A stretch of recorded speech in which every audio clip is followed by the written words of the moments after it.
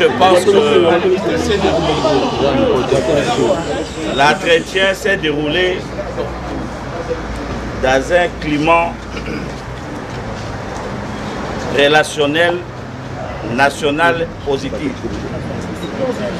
Et nous avons écouté la CENI et nous l'avons aussi répondu dans certaines questions, dont notamment la question de la Constitution, que tant que la CENI resterait dans la défense des acquis, des valeurs de la Constitution, nous allons demander à l'Assemblée de notre peuple de la soutenir.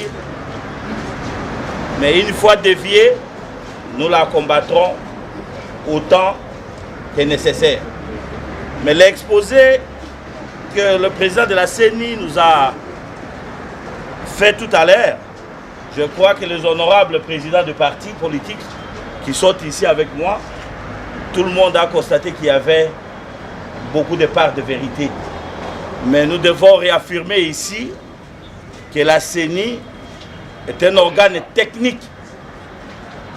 Ce n'est pas un parti politique. C'est un organe technique. Nous avons le devoir et l'obligation de l'accompagner tant qu'il reste dans la ligne de la Constitution de la République. Et personne, d'en haut en bas, d'en bas à haut, il n'y a personne qui est au-dessus de la CENI que le peuple congolais. L'unique patron de la CENI, c'est la nation congolaise. Bon, excusez-moi, je voulais dire zaïroise comme il n'y a pas assez de changements. Mais au moins, vous devez savoir que c'est le peuple congolais dans son ensemble qui est l'unique et seul patron de la CENI et que la CENI doit respecter notamment la date des élections présidentielles. Parce que ça ne demande pas beaucoup de choses, beaucoup de formules. C'est une date connue dans la Constitution, énumérée, attendue par l'Assemblée de notre peuple. Une fois que nous avons réglé cette affaire de présidentielle, mes amis, les restes, on peut voir après. Voilà un peu ce qu'on s'est dit. Et je crois que le président pouvait aussi confirmer ce que je viens de dire. Toujours sous la vigilance de notre peuple. Nous venons d'avoir une réunion qui rentre dans la logique des consultations que nous avons commencées. Et nous avons dit que nous avons reçu il y a quelque temps un groupe d'opposition. Aujourd'hui, c'était la dynamique de l'opposition et que nous allons poursuivre avec les autres. Je confirme que nous avons eu une réunion très intéressante, d'autant que nous avons donné l'information sur les contraintes qui sont devant nous pour arriver à ce que nous attendons tous, les élections. Nous leur avons présenté les questions qui dépendent de la CENI et pour lesquelles la CENI est en train de travailler. Nous leur avons dit aussi qu'il y a d'autres questions qui ne dépendent pas de la CENI, mais que ça dépend d'autres institutions. Et nous comptons sur l'appui de tout le monde pour que ces institutions s'exécutent. Et nous leur avons aussi dit qu'il y a aussi des questions qui dépendent des options politiques. Et que ça, ce n'est pas le travail de la CENI. Et nous attendons les voir prendre ces options politiques avec les autres. Et ça nous permettra d'avancer. L'essentiel, Nakoloba na Lingala. Nabi toza ko solola, touti ko soirée, qu'on a réunion moko ya kitoko ya motuya. Réunion en ekoti na cadre normal toza nango ya ba consultation pour tolintoye ba proposition ya ba ndenge na ndenge. Opposition, dynamique ya opposition balobi ba kosala biso proposition par écrit.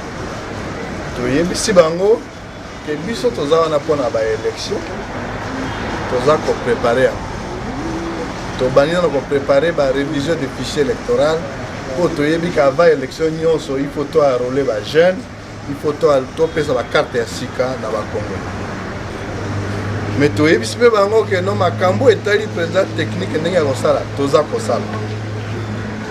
Makambo ezo concerné CNT, za kosenga ke no ba institution mususu na ba acteur mususu ba jouer rôle na bango. tosengi na ba politicien basalisa kote wana esale mais tolobi mpe makambo mosusu eza kosenga baleve baoption politique po wana etali biso te bango moko bayokana nde ntina ya réunion touti na yango wana. Merci mingi. Na banda na lingala ndenge président ya seni auti koloba eza ndenge wana mais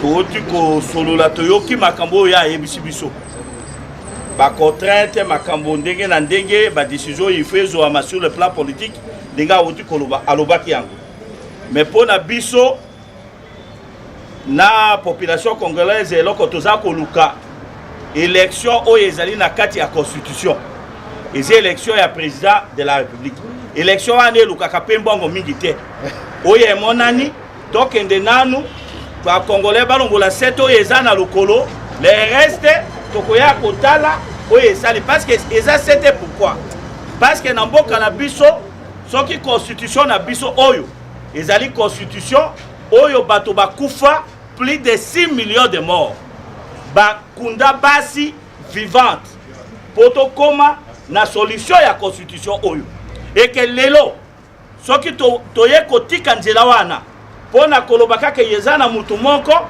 oyo aza adjoint ya nzambe il faut biso nyonso tokoma na alleluya amen totika constitution pembeni tokota na banzela mosusu bandeko na ngai wana tokoboma mboka oyo wana tolobi na mokonzi na biso ya seni oyo aza politicien te ya aza nde organe technique biso rôle na biso atake politicien koya kotandela ye oyo biso toza na yango comme makanisi le reste ya aza na baservice oyo bakosala baanalyse biso toza bapoliticien donc mpona biso baélection nyonso tokorefléchir mais oyo ya président de la république il faut to respecter délai oyo ezali na mukano na boku ya mbola matadi ya ekolo oyo balobaka komona yango constitution soki toleki délai wana eke esalemi te boyebi ke constitution na biso eza assemble ya bacongolais nde basalaki vote na yango ça veut dire ekozala mutu moko na kati ya mboka oyo